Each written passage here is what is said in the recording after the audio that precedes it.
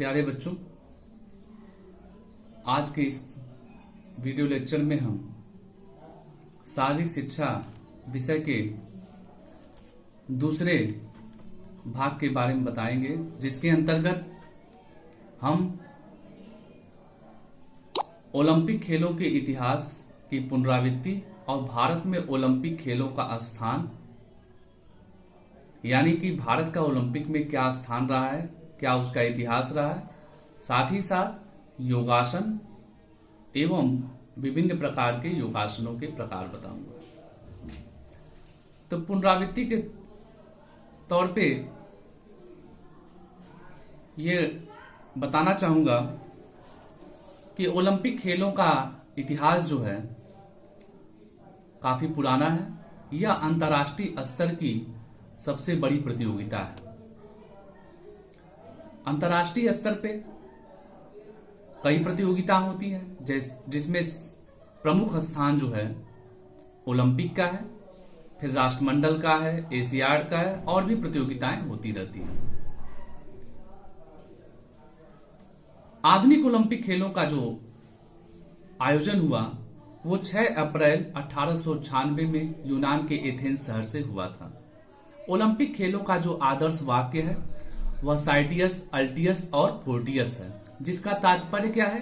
तेज उठना, तेज दौड़ना, ऊंचा उठना और शक्ति का भरपूर प्रदर्शन करना। यानी एक खिलाड़ी के लिए तेज दौड़ना चाहिए, यानी एक अच्छा धावक होना चाहिए, ऊंचा उठना चाहिए, यानी उसके लक्ष्य ऊंचे होने चाहिए, और जब वो किसी प्रतियोगिता में सम्मिलित हो तो अपने शक्ति का भरपूर प्रदर्शन कर दे।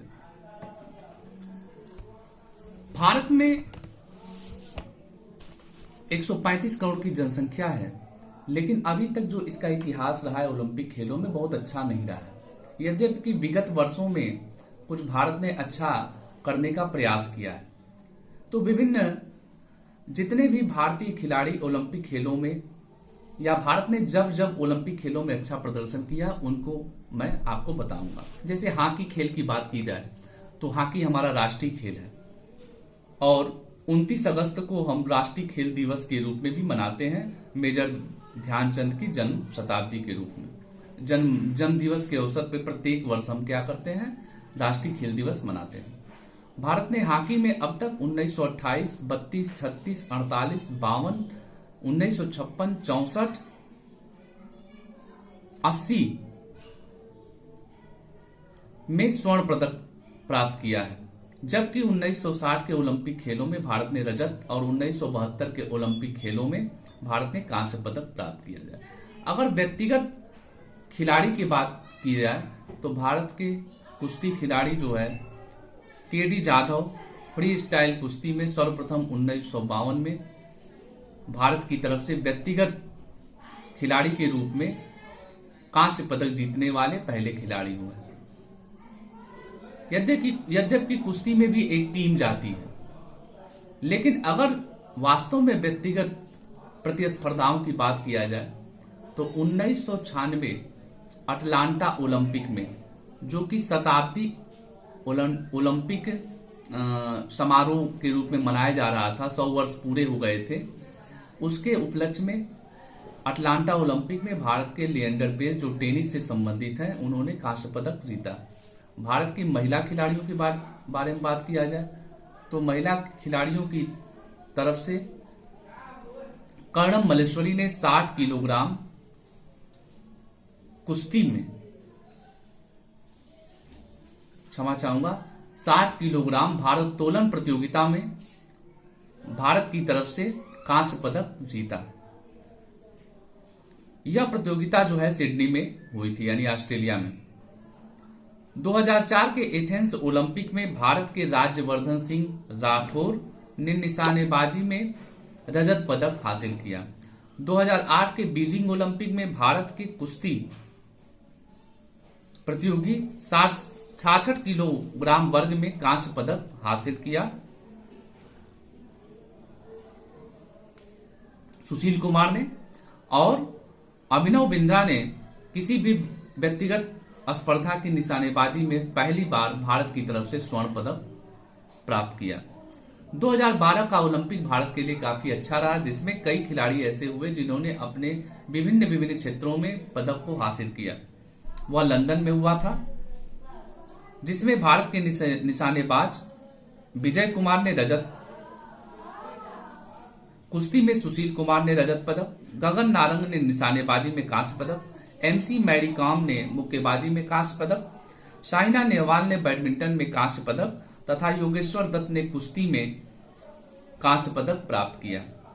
2016 के रियो ओलंपिक में भारत की वही पुरानी व्यथा रही, झोली में कम पुरस्कार प्राप्त किए, जिसमें थोड़ी बहुत लड़कियों ने जो है अच्छा प्रतिभाग किया, जिसमें भारत की साक्षी मलिक फ्री स्टाइल कुश्ती में कांस्य पदक जीता, तो वही साइना नेहवाल ने बैडमिंटन में रजत पदक जीता।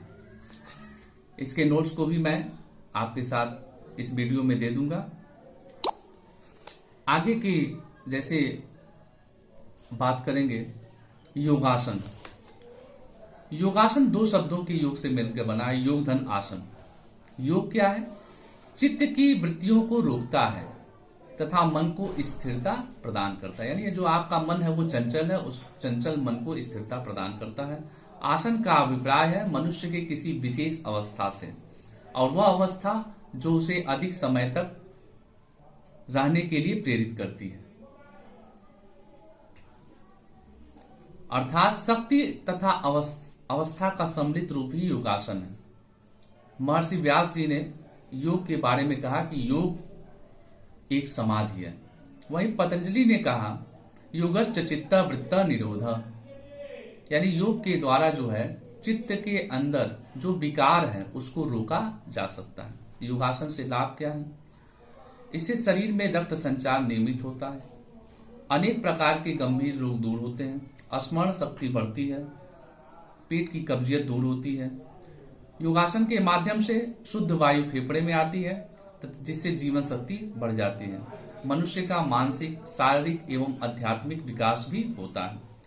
सावधानियां क्या क्या बरतें? स्नान करने के तुरंत बाद ही योगासन नहीं करना चाहिए।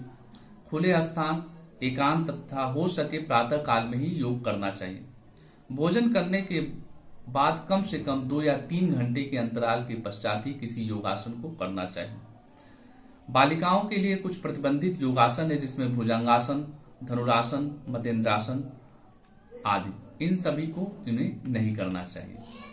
तो विभिन्न प्रकार के यदि योग को किया जाए, करो योग और रहो निरोग, जिसमें अगर सूर्य नमस्कार प्रतिदिन किया जाए तो हम विभिन्न प्रकार की बीमारियों से दूर हो सकते हैं, क्योंकि सूर्य नमस्कार संपूर्ण योगों का राजा कहा जाता है। तो एक विद्यार्थी को प्रत्येक दिन सूर्य नमस्कार करना चाहिए। आज के वीडियो में इतना ही, साथ में विभिन्न प्रकार के योगासनों के चित्र और नोट्स को भी अटैच कर दूंगा। धन्यवाद।